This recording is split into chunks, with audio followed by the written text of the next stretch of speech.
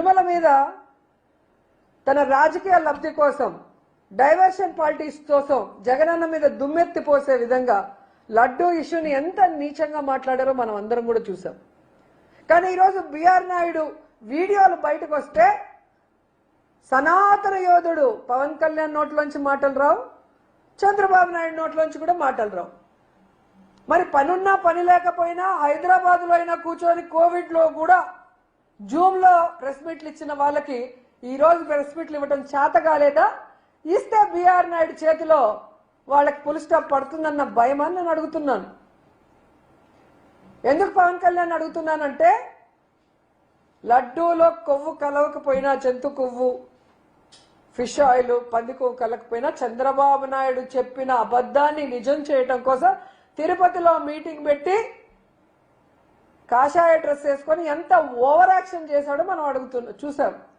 ఈరోజు నేను సూటిగా పవన్ కళ్యాణ్ గారిని అడుగుతున్నాను, మీరు సనాతన యోధులైతే, మీరు హిందూ ధర్మాన్ని పరిరక్షించే వాళ్ళైతే మరి బిఆర్ నాయుడు లాంటి విలువలు లేని వ్యక్తిని ఇంకా ఎందుకు పెట్టారు? అతనితో ఎందుకు రాజీనామా చేయించలేదు అని అడుగుతున్నా. మీ పార్టీలో ఎమ్మెల్యే పదవిని అడ్డం పెట్టుకొని అసెంబ్లీలో నుంచి రాసలీలలు చేస్తాడు, అమ్మాయిని హెరాస్ చేస్తాడు, భయపెడతాడు. అన్ని దొరికినా కూడా మీరు ఎటువంటి కేసు పెట్టించరు. రిటర్న్ గా అమ్మాయి మీద కేసు పెట్టించే గొప్ప వాళ్ళు మీరు. అంటే మీకు ఆడవాళ్ళు అంటే గౌరవం లేదు, భగవంతుడు అంటే భయం భక్తి లేదు, చట్టాలంటే చాలా చులకన మీకు. లేకపోతే మీరు చేస్తున్న పనులేంటి, మీరు మాట్లాడే మాటలేంటి? అసలు బిఆర్ నాయుడుని వెంటనే తిరుమల తిరుపతి చైర్మన్ గా సస్పెండ్ చేయాలి.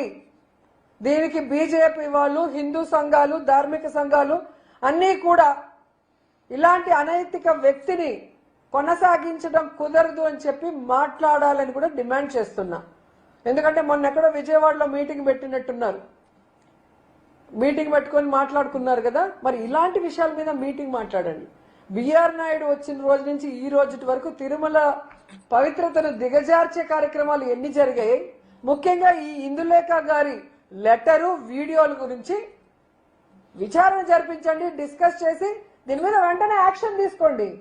లేకపోతే హిందూ ధర్మాన్ని చూసి అందరూ కూడా నవ్వే పరిస్థితి వస్తుంది. మన దేవుణ్ణి, మన ధర్మాన్ని కాపాడుకోవాల్సిన బాధ్యత మనకుంది. ఎందుకంటే ఈరోజు చంద్రబాబు నాయుడు చెప్పేది ఏది నిజం కాదు. ఆయన ఈవీఎం వల్ల గెలిచాడు కాబట్టి ఆ ఈవీఎం విషయాలు బయటకు రాకూడదు. జీవో ఇచ్చి మొత్తం వివిప్యాట్ని డిలీట్ చేశారు కాబట్టి దాన్ని డైవర్ట్ చేయడానికి ఏ విధంగా రోజుకొక కార్యక్రమంతో ముందుకొచ్చారో మనం చూసాం. ఆ తర్వాత నీ యొక్క హెరిటేజ్ ని లాభాల బాటలో పెట్టడం కోసం ఏ విధంగా మీరు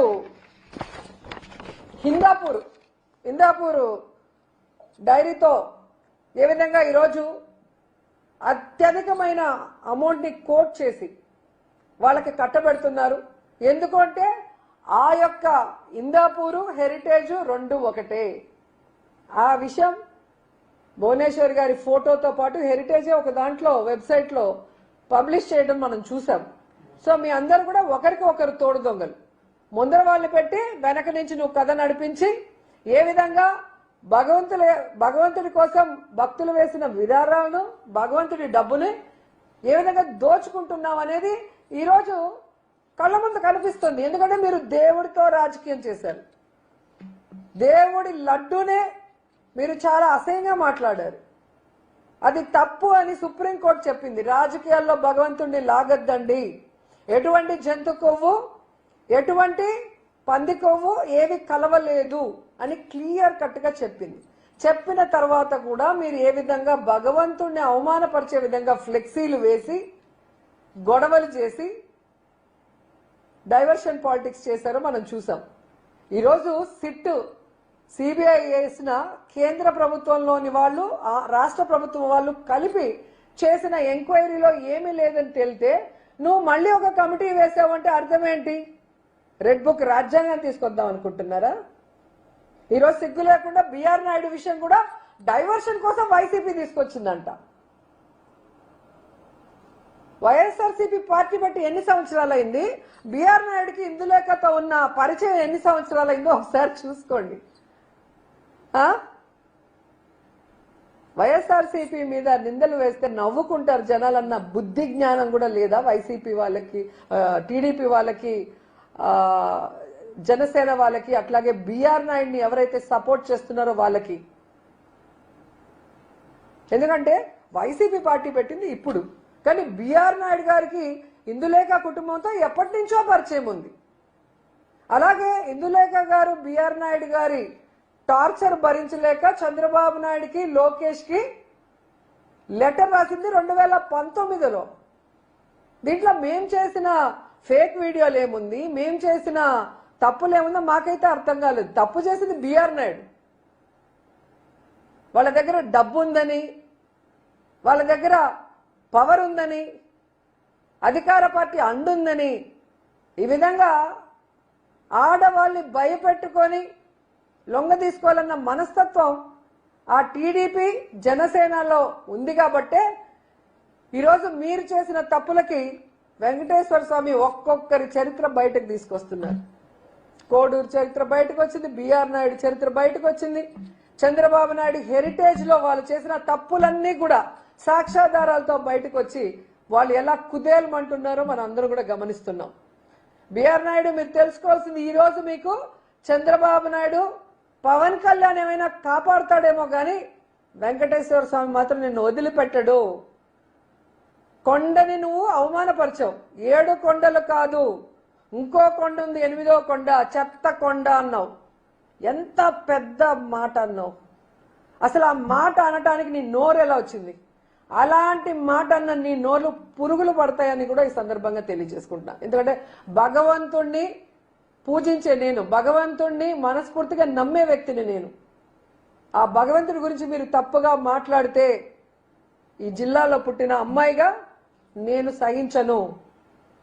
ఖచ్చితంగా భగవంతుడు ఎవరెవరైతే లడ్డూ గురించి కానీ, ఎవరైతే టీటీడీ గురించి తప్పుగా మాట్లాడారో, టీటీడీలో పదవుల్లో ఉండి ఇలా అమ్మాయిల జీవితాన్ని నాశనం చేశారో ఎవరిని కూడా వెంకటేశ్వర స్వామి వదిలిపెట్టరు. సో ఇప్పటికైనా బీజేపీ వాళ్ళు కానీ, హిందూ ధర్మ సంఘాలు కానీ అందరూ కూడా బయటకు వచ్చి దీని మీద ఒక స్టాండ్ తీసుకోకపోతే ప్రతి దేవుడి దగ్గర ఇలాంటివి మామూలు అయిపోతాయి. ఈ బిఆర్ నాయుడు లాంటి వాళ్ళకి పదవి పెద్ద విషయం కాదు, ఇది నాకేమి అన్నం పెట్టదు, నాకు చాలా ఉన్నాయన్నాడు. అంటే టీటీడీ చైర్మన్ అవ్వటం నాకు పెద్ద విషయం కాదు, నాకు ఆ పదవి అసలు గొప్పే కాదు, నాకు అవసరం లేదన్నట్టుగా మాట్లాడేవాడికి ఆ పదవి ఉంచడం అవసరమా? ఆయన పన్నుంటే పోయి చూసుకోమని హైదరాబాద్లో ముందు వాడిని దించమనండి. లేదా తిరుపతిలో పెద్ద ఎత్తున మేము ఉద్యమాన్ని తీసుకొస్తాం. ఈ చంద్రబాబు నాయుడు, పవన్ కళ్యాణ్ ఏదైతే హిందువులమని దొంగ నాటకాలు ఆడుతున్నారో వాటన్నిటికీ ఒక ఫుల్ స్టాప్ పెడతాం.